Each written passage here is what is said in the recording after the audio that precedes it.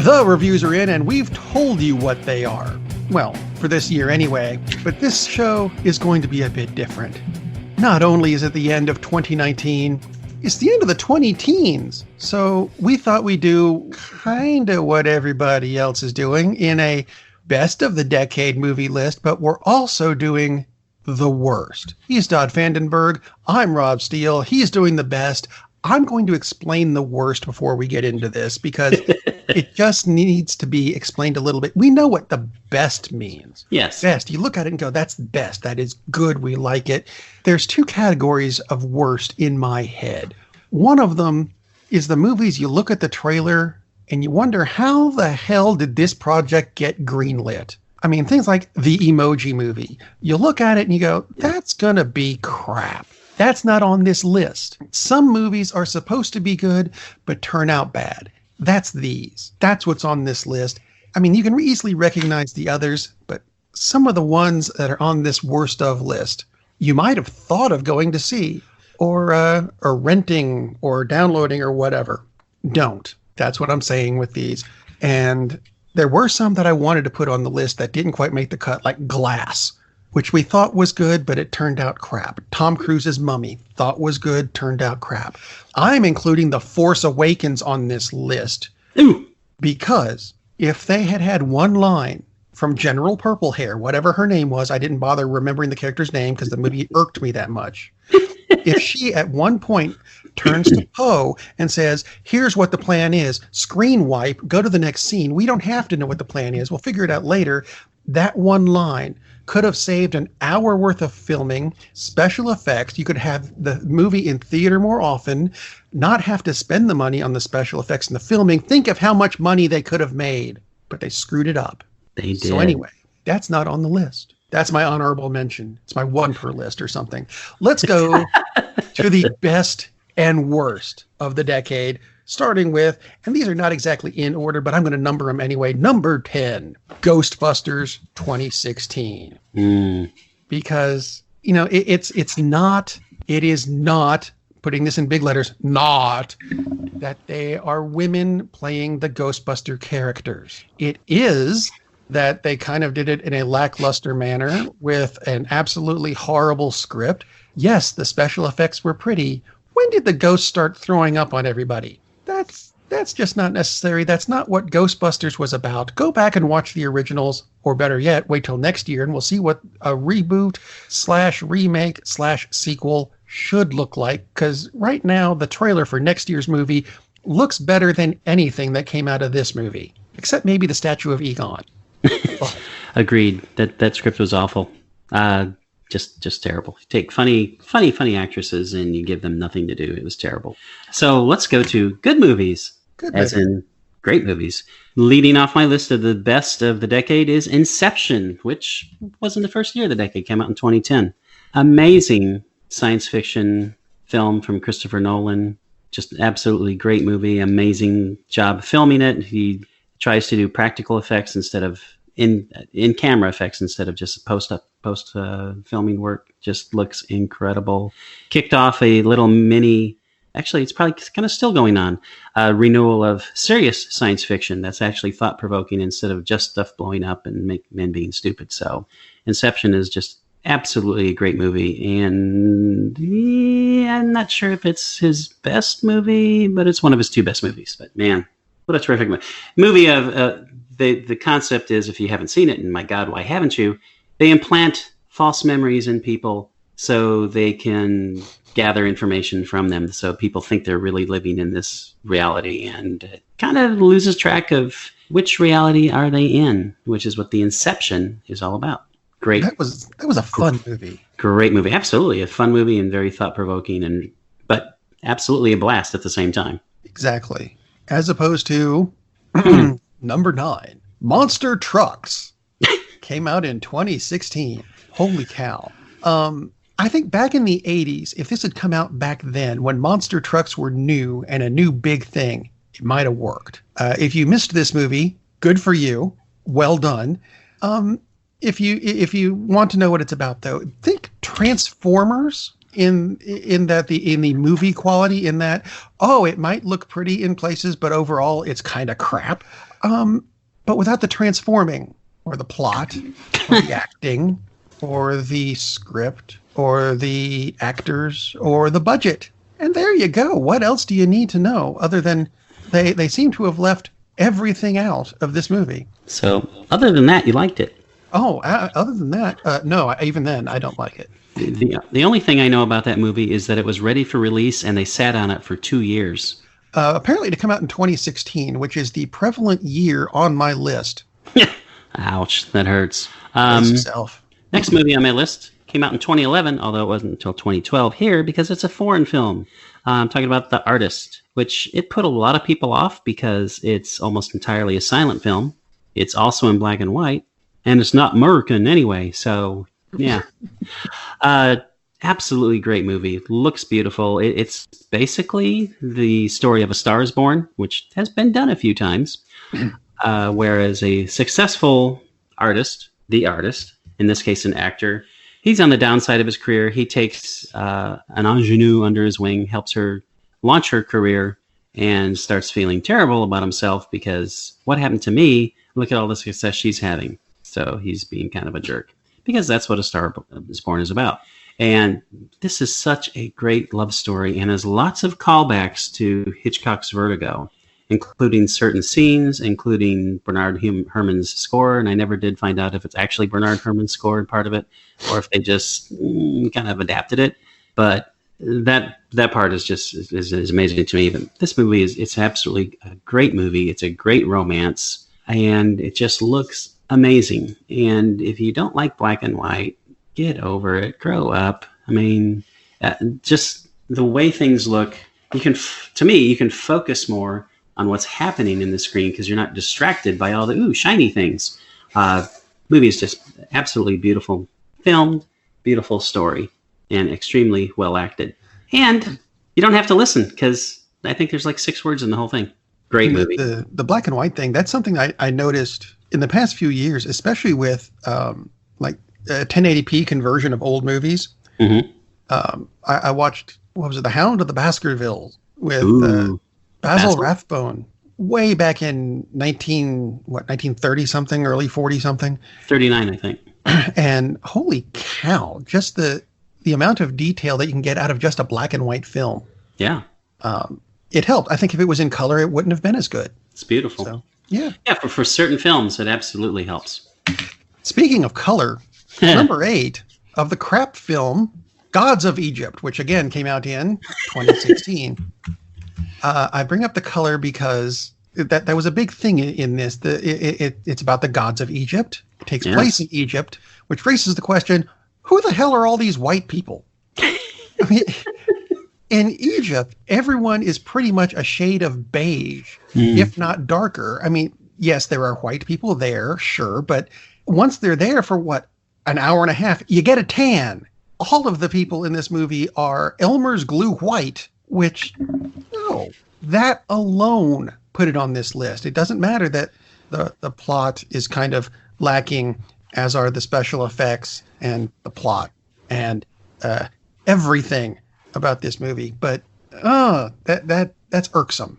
They should have known better. It's not like there aren't a number of non-Caucasian actors that could have been in this movie. And I think they had to have gone out of their way to not include any of them, which doesn't make any sense. Yeah, it's even aside from that movie just sucks. It does. It really does. It does indeed. Not as much as the rest of the list, but we'll get to that in a minute. That's true. How about a good movie? Yeah, a movie that didn't suck is a movie stars Bradley Cooper, has a very interesting relationship with a young lady. Did you just review this in black and white? It's difficult at times. I did, except this is a different one. And this is not, surprise, it's not A Star is Born. Actually, although that was really close to my list, but this is Silver Linings Playbook from 2012. And this immediately made me think of A Star is Born, as the artist does. But it just isn't. It just isn't. See, the thing about this movie is I'm not sure if I would just objectively say this is one of the 10 best films of the decade, but subjectively, absolutely is. It's about 2 more or less young people, because it's Bradley Cooper and Jennifer Lawrence, and it's 2012, so it's a few years ago. They're both bipolar. they both have issues, and it's about the difficulties of relationships. It's about the difficulty of relationships, period, let alone dealing with what they're dealing with. Bradley Cooper is a teacher who got fired because he went off the rails and attacked his ex-wife's lover. Probably not the thing to do. And he's been in and out of institutions to help him with this situation. He's living at home with mom and dad. Dad is Robert De Niro, who's great in this, and I have not seen play this character before, so that made it good. And he meets this young lady, played by Jennifer Lawrence, who has her own issues. And they both have some pretty serious, heavy demons to work with.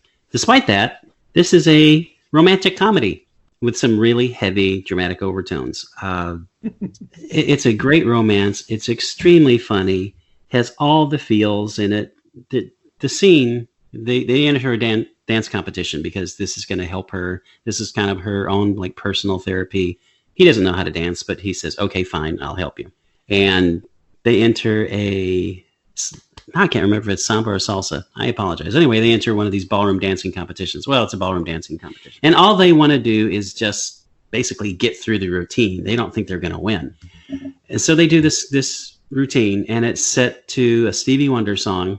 It is amazing. It's like the best dance routine, one of the best dance routines I've ever seen in my life. It's romantic. It's funny. It just sounds amazing because it's freaking Stevie Wonder. This movie is just so much fun and has so much heart. Like I said, maybe there are technically better films. Nothing wrong with this film. But this is just such a feel-good movie in all the right ways, not the manipulative ways. I mean, it just feels very natural. Cooper is excellent. Jennifer Lawrence is excellent. It's a terrific film. And it's all about finding the silver linings. That's why it's called The Silver Linings Playbook. Great movie. One of my absolute favorites of the decade. So you mentioned feels good, yes, feels natural, and yes, Jennifer Lawrence. Let me take that and number 7, invert it to a feel bad, supernatural, unnatural, pan-natural Jennifer Lawrence series of movies. And I lumped all together all of the X-Men movies that came out this decade. Yeah. Because I mean, if you've heard this show before, you've heard me go off on this. And I'm going to do it again because it's the last time I should be able to until Marvel gets a hold of it and does it properly. Yep. Please do it properly. From the perspective of people like me who collected the X-Men books, the movies are basically fan fiction written by someone who might have looked at a cover once. It's just not good. Let me give you my favorite example of this. Days of Future Past, which was an incredible storyline in the books. It dealt with, in the book, Kitty Pryde's mind had to be sent back in time. Why Kitty Pryde? Because she was brand new to the X-Men and did not have any kind of psionic training, so they could do that.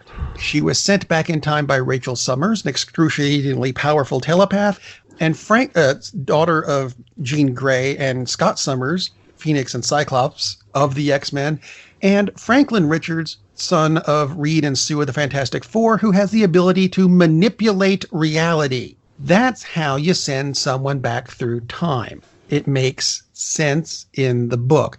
Then you take the movie. Wolverine, who should not be sent back in time ever, is sent back in time by Kitty Pryde. How?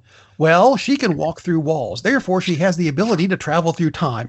What the hell? Where does that? No, that is we've got to cram this plot point in here. It's 3 a.m. How do we get it in? Someone get me some Astroglide and a crowbar. We've got to fit this plot point in here somewhere. No, you do not do that.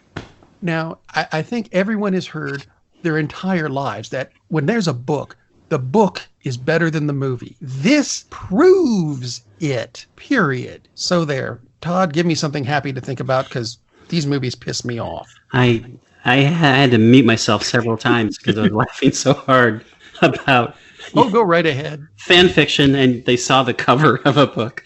And yes, that's what it looked like. And I agree. I can make that in a movie. Let me turn the camera. Hugh Jackman, would you jump at the camera, please? Click. We've made the movie. No, you haven't made the movie. Sorry, I'll shut up. So, going from the inane antics of the X-Men, I'm going to go to a little bit serious tone. I'm going to talk about Whiplash. Came out in 2014. One of two movies from that year that made my list. Whiplash, the first film from Damien Chazelle, who also did La La Land, which I liked, but Whiplash is by far the better movie. By far the better movie. Whiplash is about a young musician. He's a drummer. He goes to an excellent school for music. This is like college level.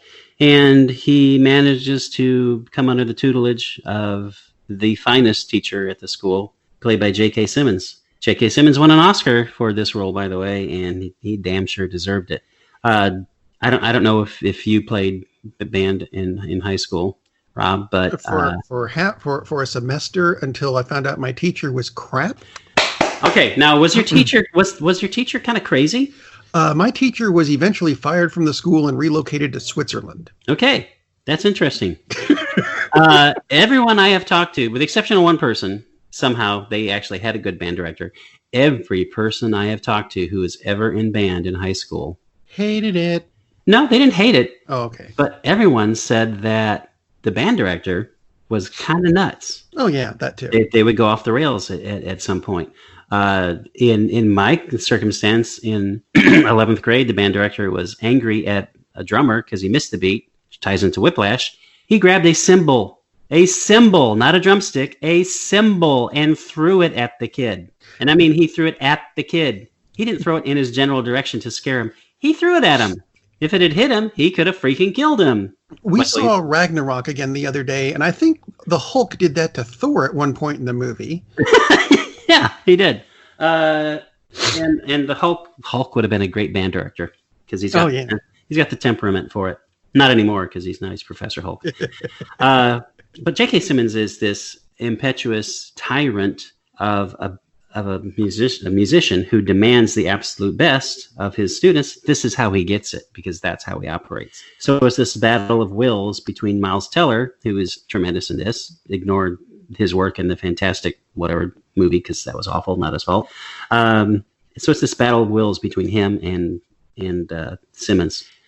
This movie is just absolutely a great character study, great plot because a lot's going on in this flick. As it turns out, well, when you see it, if you haven't seen it yet, by the end of the film, see where your sympathies lie. See if they lie with the abusive tyrant band director or with the young kid who only wants to be a great musician. To me, it was a pretty interesting character development there. And just see how you feel about it. But the music is freaking incredible. Absolutely incredible. It's a jazz ensemble. And man, terrific movie, terrific music, great, absolutely great performances. Highly recommend. As the blurb says, exhilarating, extraordinary film, astounding and electrifying. Yes, Whiplash is all of those things. You mentioned a musician. I did. Mine has a musician at number 6 of the worst movies. And it's the only time I've actually liked this musician doing her acting thing. And I think I originally said I liked this movie. I have since gone back and watched it, and I've changed my mind. To the point where it's now on your worst of the decade? It's now on my worst of the decade. Wow. Because the first time I was distracted by how pretty it was. And Valerian and the City of a Thousand Planets is pretty hollow. And there's too many plot holes. No, these are not holes. These are maws, canyons that just the fate of the universe rests in the hands of these two agents. Well, send them some help. It's the universe. What else can be more important than saving everything? Well, Bob's working a jewelry case. He can't be bothered, right? No, you send Bob to help them. Maybe that's the movie Scorsese watched. It could be. And something else that bugged me was I could not figure out the relationship between the two agents. They might love each other. They might be brother and sister. Han and Luke? No. They might be sleeping together anyway, despite hating each other. What the hell? Figure out your dynamic and let us know so we know how we're supposed to feel about the two of you. That's problematic, yeah. I don't mind. Pick one and go with it. They didn't do that. But The movie's pretty. It's very, very pretty. You can watch it all day, and it's a lovely screensaver. Bite me. It's a beautiful screensaver. It's a crap movie. Well, will you do the rest of the show in that voice, Rob? That would be Which so one do you fun. want me to use? This one? Oh my God, don't. I'm trying to be serious, damn it. Although I really shouldn't be for this next movie. No, not for that one. Kind of serious, No, you haven't. but also pretty funny. It's Birdman. Also came out in 2014. Birdman. Oh, wait a minute. Valerian and 1,000 Planets came out in 2014, but was filmed in 2016. So I'm still on that. 2016 was the crappiest year for movies ever. That's anyway, sad. Yes. Yeah, I put this challenge to my daughter and son last night and said, "Give me your list." And she said, "What, by tomorrow?" I said, "No, because you're not going to do it." And all she said was, "Wow, 2013 was a suck year for movies." It's like, so I haven't even looked, but I didn't have any from 2013 on my list, but I do have again Birdman. So Birdman, about an actor, Michael Keaton playing the actor, typecast, who's again kind of a washed-up actor, harkening back to The Artist. He played, interestingly enough, a superhero in a series of superhero films. In this case, he played Birdman. Birdman, Batman, close enough. So he's trying to get respect as an artist, by doing a play on Broadway. He's having a lot of problems with it. He's having professional problems. He's having personal problems. He has a bad relationship with his daughter. He's just in a mess. The play's a mess. Everything is a mess. So he's just trying to deal with all this. On top of that, the character that he played in the movies talks to him, gives him advice, tells him to man up. So it sounds like it's a one-man show. It isn't, because the supporting cast is great. Emma Stone is in it. Edward Norton is in it. I can't think of his name. Philip Seymour Hoffman is in it. Great cast. So even though it's not a one-man show, it's still Michael Keaton's show, and he is absolutely terrific. Looks great. Really interesting plot, following just how things go with the play and how things go with his personal life, which is really the big important thing. Also trying to figure out, is Birdman real? And does he really have weird powers? Because maybe he does. The movie kind of leaves that up to you. There's a great scene where he is just in his white skivvies, because that's what he's wearing, because he's a goofball, because he's Michael Keaton. And he gets locked. Yeah, he gets locked out of his dressing room. He gets locked out. He goes out the stage door by mistake, can't get back in.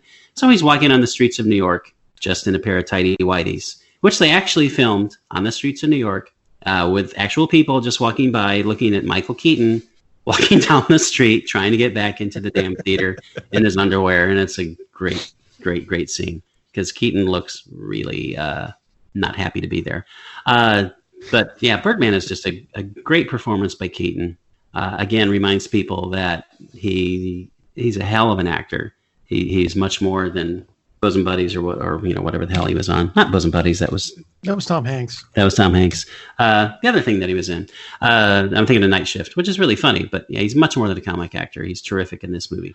Beetlegeist, which, God, what a great movie. Anyway, not of this decade though, so it didn't make the list. But if it was, it would have been. But Birdman, terrific, absolutely terrific movie. Really makes you think. Really makes you wonder, which is great. Number 5 in the crap movies. And they did it again. A lot of these, you're going to notice, are based on books, and they kind of forgot to put a lot of the book in A Wrinkle in Time. Yeah. I just before I watched this movie, I made sure to reread the book, because I remember loving it as a kid. And then I watched the movie, and the main character had 2 other brothers that were somehow gone. Oops, we forgot about them. And just, I mean, some of the visuals were wrong in this movie. I don't know that we need a 40-story Oprah. Because I read the book. I don't recall her being that big. I do not recall the Reese Witherspoon turning into a Pokemon, which she did. A big green leafy Pokemon. That's what she looked like. I don't know. There was just a lot left out, a lot added in that wasn't there to begin with, and it's just not a likable movie. To me, there was no rewatch value to it at all. There's rereading value for the book. The book was great. The movie, not so much. I was very disappointed with that. I'm going to throw in my take on this, because I never read the book. And I did watch the movie, and this movie sucks. So for me, it has nothing to do with the fact that it didn't follow the book, which obviously it didn't, but it's just not a good movie. The characterizations are bad. The Yeah. acting is bad. Everybody Yep. looks like they were just showed up to get a paycheck. Yep. We had talked about this when it first came out. Lee was actually on the show with us. Hi, Lee. Um, and he was talking about the fact that it almost seemed like they put in special effects just to have special effects and had no idea how to do them. The director, Ava DuVernay, is a terrific, amazing, excellent director, completely out of her element on this. It's like Disney thought, oh my God, she's an awesome director. Let's get her to do this. It's like, no. It's something akin of telling Wayne Gretzky to paint a Picasso. He's a great hockey player. He's not known for his painting. Yeah, I mean, it's just this movie sucks. Period. Yeah. You know, this was Disney's dream of their next big franchise, and unfortunately, they forgot that you need to make a movie, much like the Mummy thing that they did with Tom Cruise. Is like, let's launch a franchise. It's like, first let's make a movie that's good, and then maybe there'll be a reason to follow it up. It's like, yeah, that was a bad movie. So let's get back to the good stuff. Good stuff. I am going to jump up to 2015, and I really, really like the movie. It's a really fun movie, but in a way, I respect it more for the fact that it did something I didn't think was possible. The Big Short. The Big Short somehow managed to make the savings and loan banking crisis of 2008 wildly entertaining. and completely understandable. Now, how the hell you manage that? You would have to talk to Adam McKay. He's the director.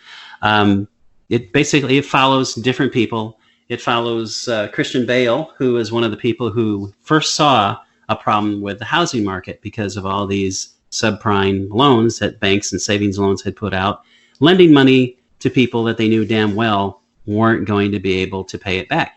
They didn't care because they turned around and sold those loans to other companies who didn't care because they turned around and sold the loans to other companies, and they were churning money. They were making a profit every time they sold the loans.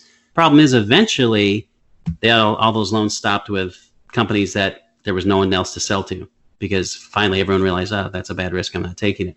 When the people defaulted, everything crashed. So The Big Short takes this story, which is an awful story because it really hurt the world's economy, and a lot of people, like as in millions of freaking people, lost their life savings because it also crashed the stock market because everything came tumbling down, and makes it incredibly entertaining and explains really difficult details extremely well by just breaking the fourth wall and having actors just break down things with charts on the screen so you understand what's going on. And then they jump back into the movie. I've never seen anything like that. And it all managed to be wildly entertaining. Like I said, Christian Bale is excellent. Steve Carell is in it. Not Ryan Philippe, the other Ryan Reynolds, Seacrest. Yeah, all of those guys. It's one of the other ones. Yeah, Oprah. So anyway, great cast, and I'll think of it eventually. And then I apologize for not remembering your name. You were great in La La Land, though. It's just Anthony Bourdain is in it, explaining some of the details, just as himself, just explaining things so you know what the hell they're talking about. Margot Robbie is in it. Same thing. Margot Robbie in a bathtub, drinking champagne, explaining subprime. I mean, it's amazingly well done. It's wildly entertaining. Brad Pitt also is in it. And it's just the concept, the fact that someone would have the balls to say, you know what, it's going to make a cool movie and people will really laugh at it in parts and they'll be just captivated by this. It's like, I got a movie on this crisis, this economic crisis. It's like, and it works. Somehow it works. So The Big Short, partly just for the fact that he tried it, but mostly for the fact that he pulled it off. An amazingly funny, sad at the same time, but wildly entertaining movie, The Big Short. Highly recommended, unlike the next movie. Yeah, number 4, excuse me, on my list. Not something I'm going to recommend, not highly entertaining, which is tragic because I love Will Smith. I think Will Smith is awesome. He's excellent, but I am surprised at the number of movies he's in that are just horrible. iRobot. No, horrible movie. Wild Wild West. Horrible movie. The one on this list, number 4, came out in 2013, After Earth. Oh, wow. It was supposed to be a spectacular movie, very few people left in the human race. Two of them are Will Smith and his son, whose name I'm not even going to bother to remember because he's retired from acting anyway. Just saying. He never acted. He was in movies, but he never acted. Well, okay. We'll do it that way. Love you, Will. Yeah, these are the last people left. And my attitude toward these characters is, you know what? I don't care if they're the last ones left. Just kill them. Because there was nothing likable about them at all to me. I mean, you got to make me go, okay, I like this guy. Let's see how he survives. And that just never happens. Yeah. I start rooting for the animals on the planet, and no, that's not the way you want to make a movie. Still love Will Smith. I think I know what it might be for this movie. He didn't have the mustache. He's had the mustache since he was 12, but he did not have it in this movie. That's what's wrong with it. There we go. It sucked all the acting ability and plot and cast out of everything in the movie. That the mustache was gone. Well, blame it on the mustache. Yeah, I totally agree on this. A lot of problems with this movie, and I agree. Wild Wild West was when Big Willie's opening weekend started to die because that movie sucked. Jaden Smith is the non-acting son. Part of the problem with this movie is that he's the star instead of Will Smith. That's a huge mistake. Another part is just the poster. Look at the poster. That doesn't even look like Will Smith. I don't know what the hell they did to him. He doesn't. Will Smith doesn't look like Will Smith. He has to have the mustache. He doesn't look like Will Smith without the mustache. Another part, and a big part of the problem with this movie, M. Night Shyamalan directed, wrote it. Not the first time actually, the first time he's on my list, not the last. Yeah, because, you almost could make up the whole list with his bad movies because, man, he was on a bad run for a long time. Anyway, back to Happy Thoughts. Happy good movies. And I am not joking when I say this is one of my top 10 movies of the decade, because you'll probably laugh when you hear this. A lot of people listening will laugh. But Shin Godzilla. Really? One of my top 10 movies of the decade. And no, it's not the American version. It's not either of the American versions, although I like both of those movies. They were very entertaining. But this is the best Godzilla movie since the very first one, back way back in 1954. Godzilla originally, the original film is basically an analogy, a morality play on the dangers of atomic power. Godzilla is powered by atomic energy. Japan had just, remember, 9 years before that movie came out, Japan got nuked twice. So kind of a sensitive subject there for them. A bit. So what Godzilla was really all about. And so Shin Godzilla kind of returns to that theme, taking it very seriously, even though it does have a big giant monster, although it's not a guy in a suit this time. Effects are terrific. It's also, and this is what makes it a great film for me, it's also an indictment of bureaucracy and how government is completely incapable at times of reacting to a crisis. So it's about power and pollution and people not taking care of the environment to that aspect. It's also about how the government can't respond and do a damn thing to help people when they need people. This was not too long after the Fukushima power plant accident in Japan, which released lots of radioactivity and caused lots of problems for things that were living in the ocean at the time, and eventually probably will be for people as well. So it's, in a lot of ways, even though it's a Godzilla movie, it's a really serious film. And man, did they ever let the government of Japan have it, because apparently their bureaucracy is worse than ours from some of the reviews I read. But the monster aspect is terrific. This is a terrifying freaking monster. This is the best version of Godzilla because you see him mutate as it goes along, getting larger and larger. And as the government confidently predicts, oh, he won't do this. And of course, then he does it because they don't know what the hell they're talking about. There are some good people who are trying to do their best, and they do their best. And of course, they can't stop Godzilla because it's freaking Godzilla. Yeah. They do manage to work out kind of a stalemate with Godzilla. Not that they negotiate, but they do manage to find something that will help, which happily saves them from getting Tokyo nuked, because that's what the U.S. was going to do, being helpful like we can be. We were going to blow it up in an effort to kill Godzilla. But the creature design is terrific. He absolutely looks enormous the way they shot the perspective. His weapons are terrifying. The atomic breath is more of like a focused beam this time, and is just The monster aspects, great, absolutely great monster movie, but it's also a really cool political statement. And not a whole lot of movies like that out there. So really entertaining. So if you have kids who like big monster movies, yay!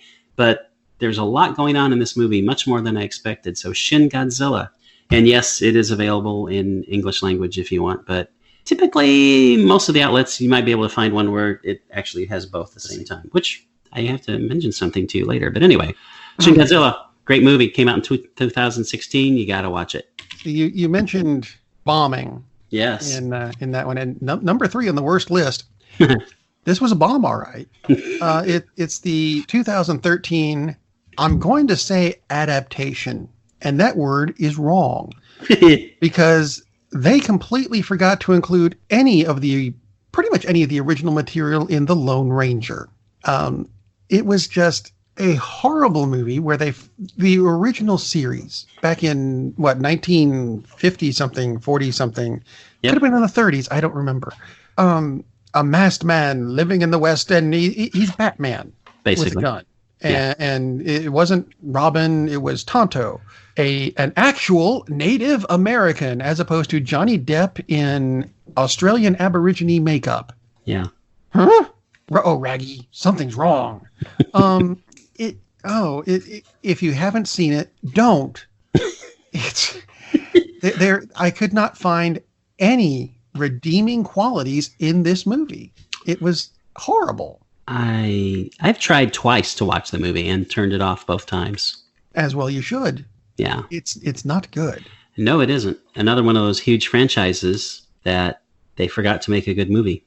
Oops. Yeah. I'm surprised M. Night Shyamalan Ding Dong is in it. Isn't in it. Didn't direct it. Something. One of those things. Yeah. We're going to jump back to good movies. Good movie. So I'm moving up to 2017. I have 2 from this year as well. Ooh. The first is Lady Bird. Lady Bird, coming of age comedy drama kind of thing, which there have been a lot of good ones lately. I almost went with another one that came out the same year, which is sadly overlooked because it's an excellent movie, Edge of 17. But I think this one is just a tiny bit better. So I'm going with Lady Bird. One thing, fantastic actress, Saoirse Ronan, just amazingly good actress. Everything she's in is just, I can't say everything she's in is phenomenal, but she's phenomenal in everything she's in. And actually, I haven't seen a bad movie that she's been in anyway, largely just because of her presence, because she is just terrific. So, teenage daughter, she hates her mom, she hates her life, blah, blah, blah. I mean, we've seen the kind of story before, but never done as well as, just terrific. Laurie Metcalf plays the mom, Laurie Metcalf, who was on TV for like 10,000 years in Roseanne. And man, she is just terrific. This is another film directed by an actress who is now a full-fledged director, Greta Gerwig. Man, this movie is so, so good because it absolutely nails that age, nails those conversations, nails all the frustrations of being 17. Not that I know how it is to be a 17-year-old girl, but I know how it is to be a 17-year-old boy. Different, but same in a lot of ways. Yeah. So apt, so true. I mean, that's the thing. This movie is absolutely true. And it's hilarious where it's supposed to be hilarious. It's much more of a comedy than a drama. It definitely has its serious points, but man, this movie is, all of the movies I would hope are a must see, but if you haven't seen this movie, it's like, oh my God. They could have made this movie for like $1.80 because it doesn't need any special effects. It looks terrific. I'm not saying it looks cheap, but this movie, it's all about the story, and it's a terrific story, and it's tremendously well acted. Lady Bird, 2 words when you are looking it up. See, as opposed to mine, which used a lot of special effects and had a great story, and M. Night Shyamalan Ding Dong screwed it up. So number 2 in the horrible movies of the decade, going back to 2010, The Last Airbender, which if you have seen, I was actually thrown off by how good the series was.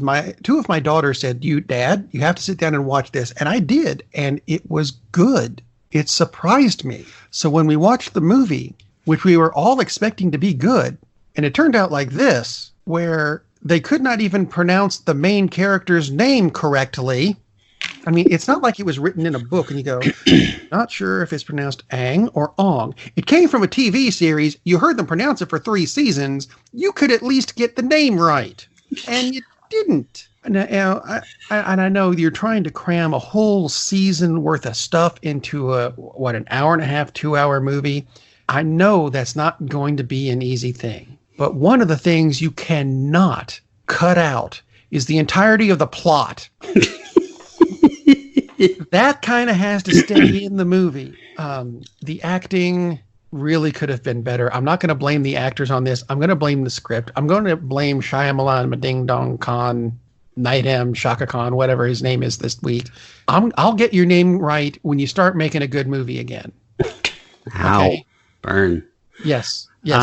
I have a lighter. It is currently lit and under a picture of him. I totally agree. I saw this at the theater, unfortunately. Oh. Yeah, I paid money to go see this. Here's the setup. Also, like A Wrinkle in Time, didn't know the source material. I knew of it, but hadn't read any of it, hadn't watched any of the shows. Friend at work, not my current work, but because this is an old movie, older, was a big fan of the shows, really wanted to see it, didn't want to go by herself, said, come on. I was like, okay, go. So I went. And the only entertaining thing about this was her constant bitching and grumbling and angry outbursts as they got everything apparently wrong about this movie. You should see me at an X-Men movie. Yeah. Same concept, only anyway. One of the things that stood out to me and a lot of the criticism that was leveled at this movie, other than the fact that it was terrible, was the fact that all the darker skinned people were the bad guys. Just kind of weird since Shyamalan has Indian heritage, not as a Native American, but is in the subcontinent. India.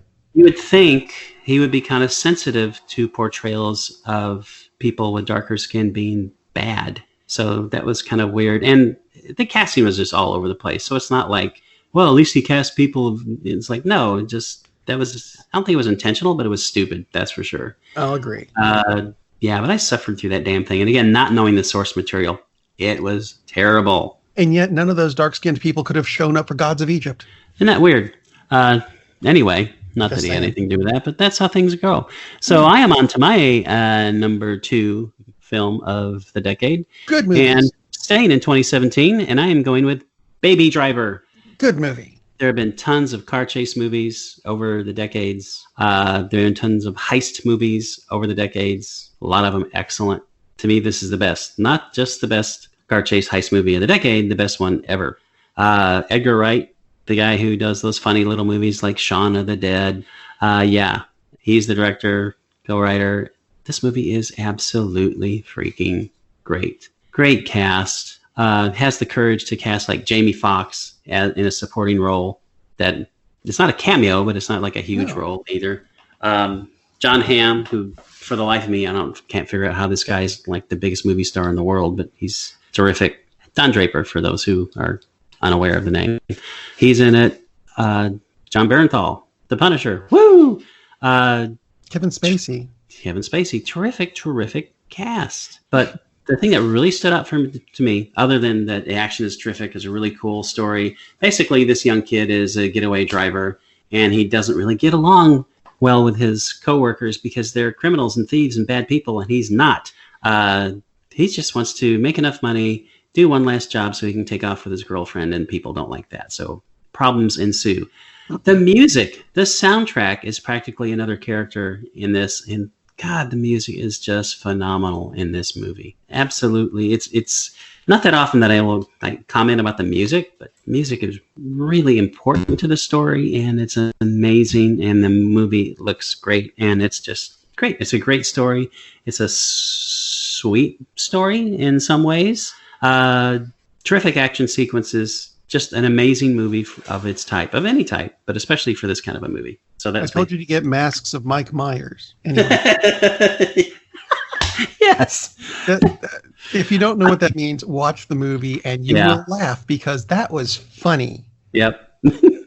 As opposed to the number 1 movie on my list. Yes. Not only do I consider it the worst movie of the decade, uh-oh, it may very well be the worst movie of all time. Ouch. And we talked about this 2 weeks ago. Todd knows where I'm going now. In the Christmas movies, you should avoid at all costs. Yes. And yes, I am referring to 2017's Saving Christmas with Kirk Cameron. Mm-hmm. Because, my God, is there anything I think the only thing they might have gotten right in this movie is that they spelled saving and Christmas correctly. They did get that right. You're right. I think everything else in this, it's just wrong on every level. I mean, the only thing they didn't do was rape baby Jesus. It was just... Oh my God. Well, metaphorically, they did. So. Well, yeah, I guess metaphorically. It's that bad a movie. Yeah, it is. And if you think, oh, I'm going to run out and see it now, don't. It's not in a theater. You can stream it if you absolutely have to. Try not to be sober. That way you'll live through it. It's abysmal. There are no redeeming qualities to it. No. And if you want a bigger review, go back for a couple weeks and listen to the other show. We set the movie on fire. Yeah, I don't want to get into it because it really makes me mad just thinking about this movie. It does. It's the epitome of the preachy, moralistic know-it-all who tells you how to live your life, and you just want to punch him in the throat because, no, you're stupid and shut up. So, yeah. And he's telling you wrong. So I'm going to get on to my last... How about the best movie? Yeah, I'm going to go talk about the last best movie of the decade. And this is going to sound kind of weird if you listened to last week's show when I talked about the best movies of the year. Because I am talking about a movie that came out this year in 2019, but it is not my best movie of the year. Yet, it's on my top 10 list for the decade. So let me explain the reason that I chose Avengers Endgame for my last movie, my last of the best of the decade.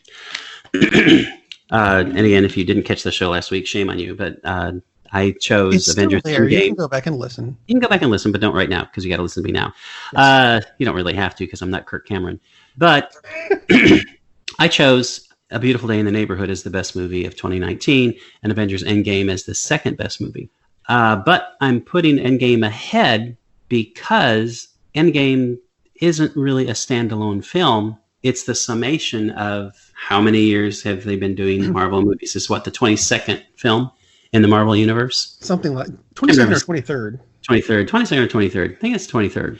So it ties in the stories of all of these characters that Marty Scorsese doesn't care about, which is okay. Teach your own. Go watch Kirk Cameron make a movie. And it does it brilliantly because there are dozens of plot lines to tie together in addition to the main storyline. There are dozens of characters who, not dozens that started their own movie, but dozens who were at least co-stars in their own franchises who all need their screen time because their stories are interesting, because their fans want to hear that. And somehow they made it all work. It provides a resolution to, I would say, the grimmest blockbuster movie of all time, because Infinity War didn't exactly have a happy ending. Spoiler alert. If it wasn't for the fact that everybody knew they were going to make another Black Panther movie, another Spider-Man movie, et cetera, et cetera, et cetera, those characters are gone because they got killed and they weren't coming back. Except, of course, they did because Marvel and superhero movies.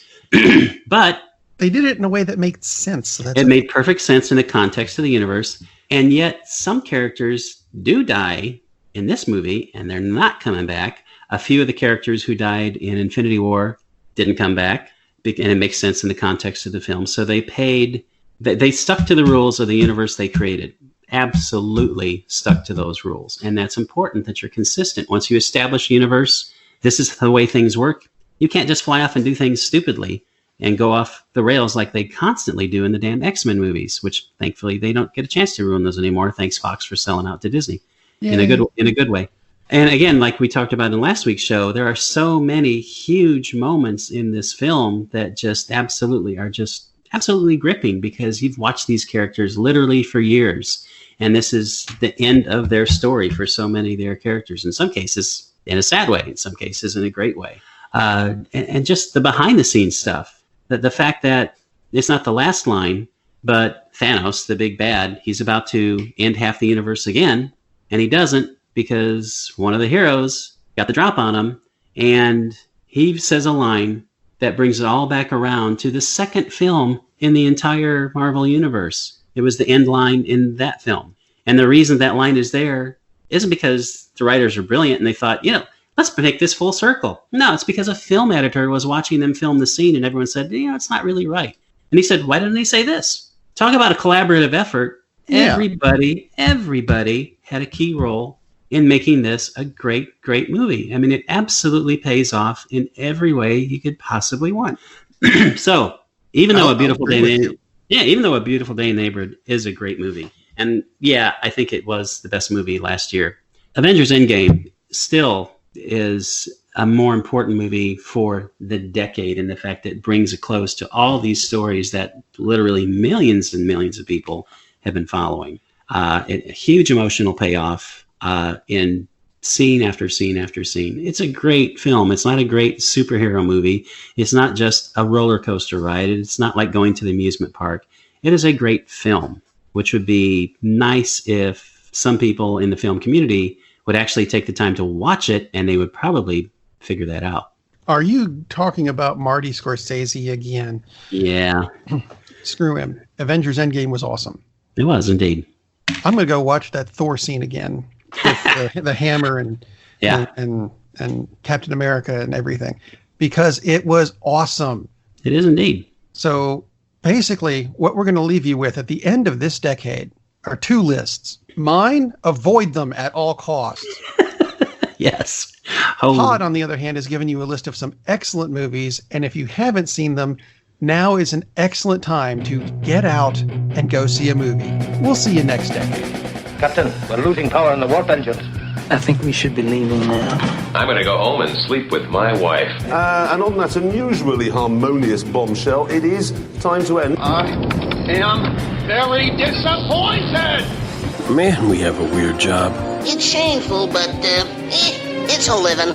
And like that, he's gone. Holy crimson